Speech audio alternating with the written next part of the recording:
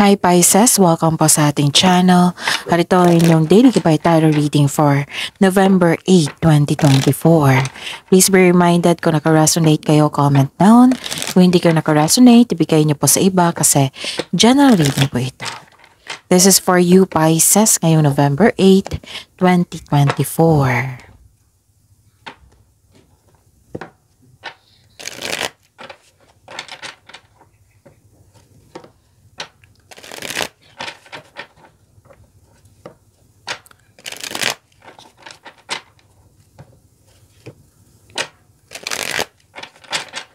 Para po ito sa inyo Pisces ngayong November 8, 2024.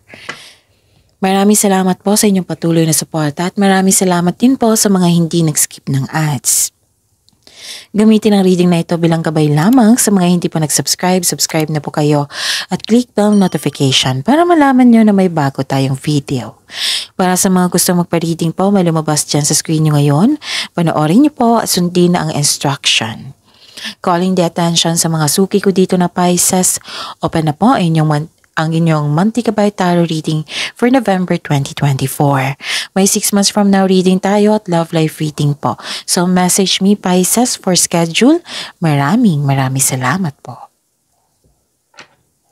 Spirits Guide, mga ganap po ngayong November 8, 2024. Para po kay Pisces, I need 3 cards po.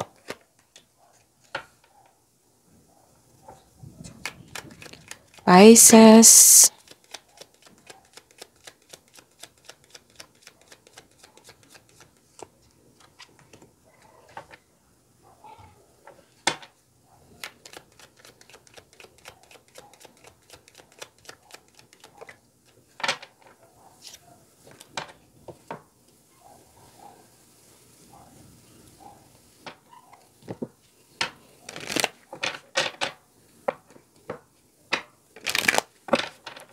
Spirits Guide, mga mensahe po para kay Pisces ngayong November 8, 2024.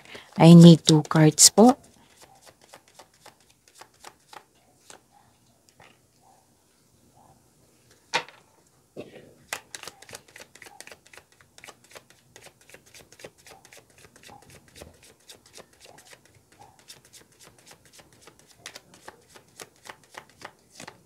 Okay.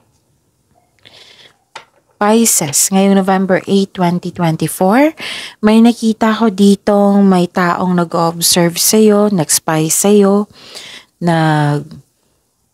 may gusto siyang kunin sa inyo, Pisces. So, mag-ingat sa kanya. Mahilig tong magmanipula. Maaring nainggit to sa'yo or nagsiselos. Nakikita ko rin dito nag-overthink kayo, so stop overthinking kasi nakakasama yan sa inyo. So you should stop overthinking or over-analyzing. To stop overthinking, bigyan ng solusyon. Kung hindi pa kaya, then change the channel. And i-search nyo sa Google kung hindi nyo pa alam na itong time for reflection at saka yung mindfulness skills kasi yan sila nakakatulong na to stop overthinking kasi overthinking can steal your happiness, opportunities, and madadrain yung energy nyo yan. So help yourself, you should stop overthinking. Huwag niyong pahirapan yung sarili nyo, Pisces. Okay? And may concern kayo sa immature na tao. May nakita rin akong bagong simula. May nakita rin ako dito na na-hired kayo sa isang trabaho kahit wala pa kayong experience. Nakita ko rin dito na may humihingi ng time sa inyo. Pwedeng inner child nyo ito or isang literal na bata. Okay? And be true to yourself. Blaze your own trail. And express sensuality.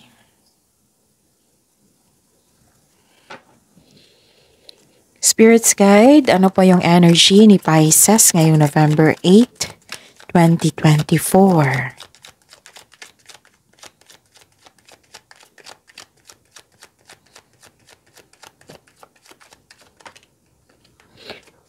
So, kunin ko to ha, kasi dalawa na. Okay. Sa mga may oras dyan, kung gusto nyo po, panoorin nyo po yung last 4 days kabay tarot reading nyo po. Like for example, napanood nyo ito ngayong November 8, 2024. Panoorin nyo po yung 7654. Kung may nakita or narinig kayong repeating message, meaning to say na kailangan nyong bigyan ng atensyon. Pinupush kasi ng cards nyo na kailangan nyong bigyan ng atensyon. Now, kung maaari, bigyan nyo po ng aksyon or solusyon. Remember, Pisces, at the end of the day, alam mo na ikaw lang ang taong may kakayahan at responsable na gumawa ng sarili mong katotohanan at kinabukasan. So, ano yung energy mo ngayon, Pisces? Nakikita ko dito na nagkaroon ng abundance. Pwedeng new beginning. Kasi may nakita rin ako new beginning dito sa oracle nyo. Pero nagkaroon ng delay. Pwedeng delay sa paggawa ng desisyon or delay sa hinihintay nyo. Okay? May binigay na opportunity sa inyo, sabi ng card nyo. Tapos, hindi mo ito napansin kasi you are trying too hard na to focus sa isang opportunity. Sabi po ng card dito, the universe asks you to loosen grip and relax. Kaya mag-reconnect ka at mag-ask ka ng divine assistance. Reconnect sa intuition po. Okay? Dalawang card na nagsabi niyan. Nagkaroon ng delay. So, habaan ng pasensya.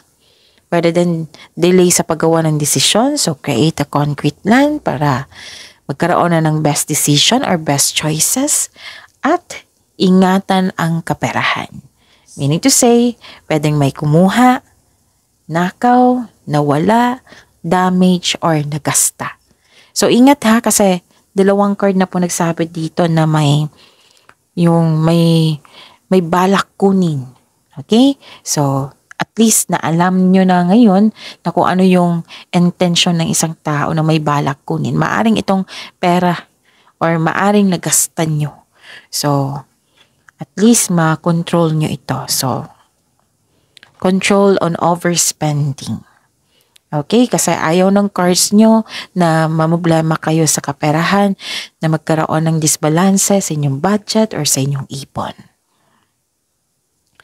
And nakikita ko rin dito na nagkaroon ng conflict or argument, nagkaroon ng challenge. May pagkawala, paninirang puri o panulokong magkaganap. Mag-ingat sa sinasabi at ginagawa. Oo. And may pagtatalo, pag-aaway. Sabi ng card dito mo daw makilala yung sarili kung paano ka mag-handle ng ganitong sitwasyon. At dito mo rin malalaman kung right time na bang mag-walk away. So, dito mo makikilala din ang inyong sarili na mabibigyan mo ba ng solusyon, mas ma-improve yung in making decision. Oo, mas makilala mo talaga yung sarili mo. Kasi this is learning journey. Okay? So, nagkaroon ng conflict sa isang tao, pero mag-uusap kayo. Nakikita ko dito yung pag-uusap. Addressing hurt feelings.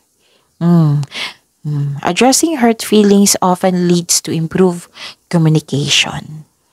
Okay? Yun.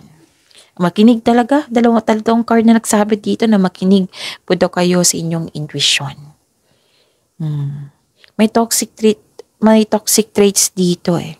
Mukhang lalayo ka sa kanya. So, dapat lang. Kung hindi maiwasan na kailangan, like for example, kasama mo siya, kasamahan mo sa trabaho, example to na hindi kailangan na lumayo. Yung put boundaries. Limit yourself sa kanya. Okay? Na wag niyong hayaan na mangialam siya sa iyo, ganon. Put boundaries. Iwas na lang po. Spirits guide. Career and money ni Pisces ngayong November 8, 2024.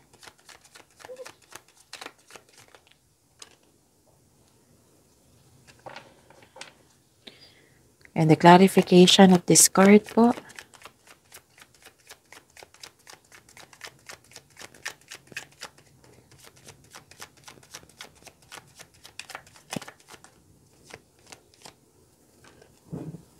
Mm. So, career and money nyo to?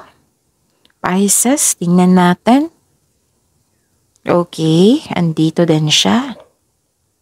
Career and money, may deception. May umiwas kayo sa mapanilang na tao. Oo. Actually, alam mo to eh. Kasi mataas ang inyong intuition. Conscious ka nga. Nakikita kong conscious ka dito. Dalawang card na nagsabi dito na malakas ang inyong intuition. Okay? May nalaman kayong katotohanan. Nalaman mo kung sino yung taong hindi totoo sa iyo. Nagkaroon ng clarity po. May naulit po daw na problema regarding sa kanyang career or money na nagbigay ng trauma, nagdulot ng trauma sa iyo. Parang iniiwasan mo ito. So, ang sabi ng card nyo dito, bigyan nyo po ng atensyon, hanapan nyo po ng solusyon upang sa gayoy maiwasan ito. Okay. Umiwas talaga kayo sa kanya. So, may toxic na tao. And nakita ko dito yung bigla ang pagbabago, sudden change po. Okay. May, dalawang card na po nagsabi dito, nalaman nyo na may sikreto na parating which may be shocking. May bigla ang pagbabago ang parating sa inyo, sa career man o sa kaperahan, pwede sa connection sa isang tao. Sudden change na hindi ka takot mag-let go. Ang darating na pagbabago ay makasuporta sa iyong growth and expansion. So, always expect the unexpected. Sabi na po ng card niyo po dito.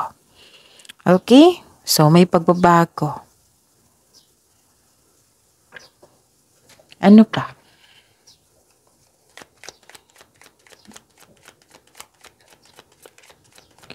Spirit's Guide. Love, life, self-love, partnership, and romance, si Pisces, ngayong November 8, 2024.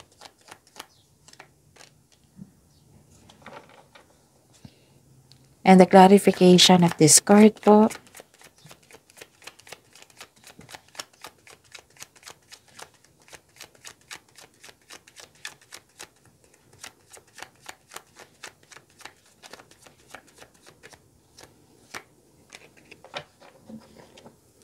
Maraming salamat po sa patuloy na tiwala at suporta sa ating channel.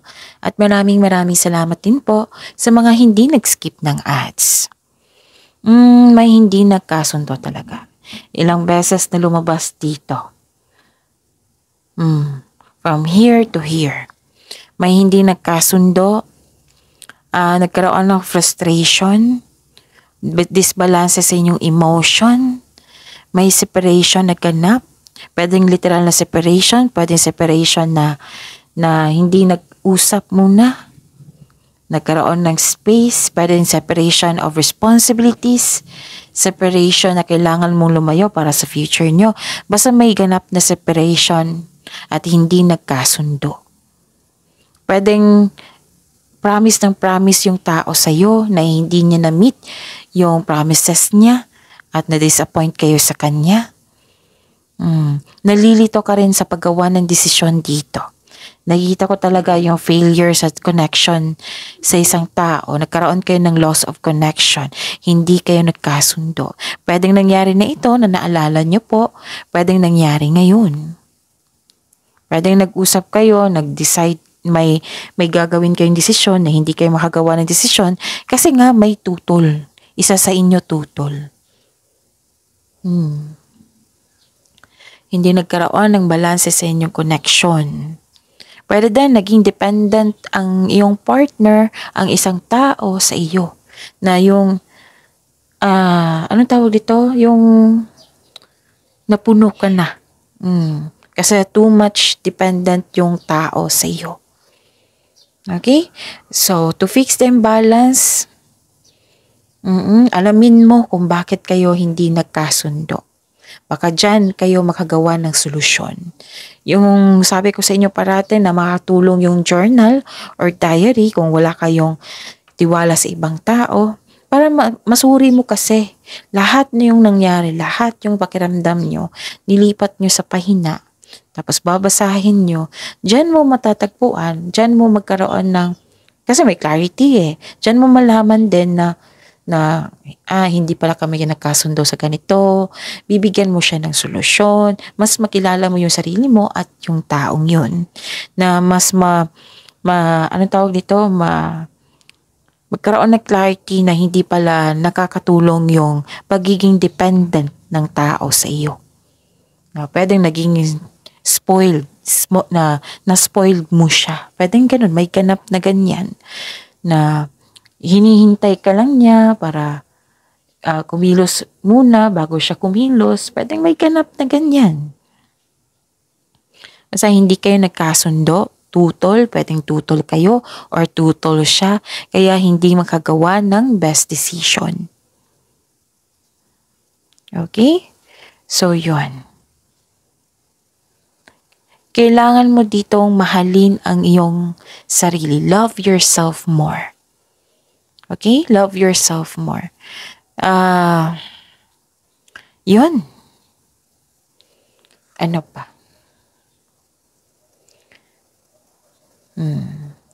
Nakikita ko rin dito, anong tawag nito? Nakikita ko rin dito na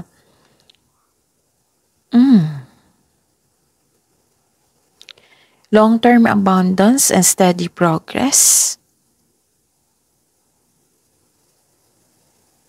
Okay? Mukhang gagawa kayo ng plano. Kasi marami kayong iniisip, marami kayong ginagawa. Tapos sa mga single dito, ideal type nyo ay stable, grounded, and trustworthy. Sa mga may relasyon, sa buhay mag-asawa, sabay-sabay kayo nagtayo ng trust and stability. Ayaw nyo ng away. And this card tells you na you need to take things slow if you want the relationship to last. Baka ang iba dyan, yung partner mo or ikaw, yung gustong magmadali kasi may gustong ganap para mag-level up ang inyong relasyon, ang inyong connection. Ang sabi po ng card dito, na take things slow. Huwag kayong mag-rush, huwag niyong madaliin ang mga bagay-bagay dyan, magtiwala. Magtiwala, take things slow if you want na ang inyong relasyon ay mag-last. Magtagal. Okay?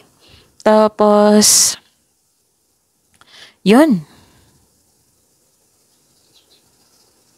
Parang, okay. Parang waiting season din ito. May nakita kong waiting season dito eh.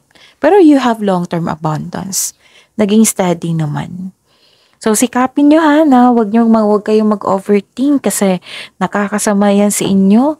Lumabas pa rin siya dito. It might be yung dependent na tao. Yung dependent na tao na mention ko before ay may lumabas din siya dito na immature. May concern kayo sa immature na tao. Lumabas din siya dito at dito. Concern nyo. So, biglaang pagbabago, pwedeng biglaang pagbabago sa treatment or sa sitwasyon nyo. Okay? So, yun. Kilala mo to Kilala mo tong taong hindi totoo sa inyo. Kaya nga concern mo Okay? May nakita ko dito, nagpaplano kayo sa mga mag-asawa to. Sa mga may anong tawag dito? Sa mga may relasyon. Ang sabi dito, nagpaplano daw kayo na hindi siya agree sa yung plano. Yung hindi nagkasalubong, yung mga opinion nyo, hindi kayo nagkasundo. Kaya nga may advice dito create a concrete plan para magkasundo kayo. Kasi isa sa inyo na burnout kasi sobra na siya. Ganon. It might be bossy ang isa sa inyo. Na hindi kayo nagkasundo kasi may hindi siya nagustuhan sa inyo. Ikaw din may hindi ka nagustuhan sa kanya. Pwedeng ganon. So, kailangan kasi kung relasyon to kailangan kasi ng teamwork yan. So, improve your communication also and siya rin. So, I'm hoping na makagawa kayo ng konkretong plano at magkasundo kayo at magkaroon ng adjustment para okay ng lahat. So, yun. Pisces, see you tomorrow. Please like, subscribe, and click the button for notification para updated po kayo sa daily tarot reading natin. Maraming salamat po.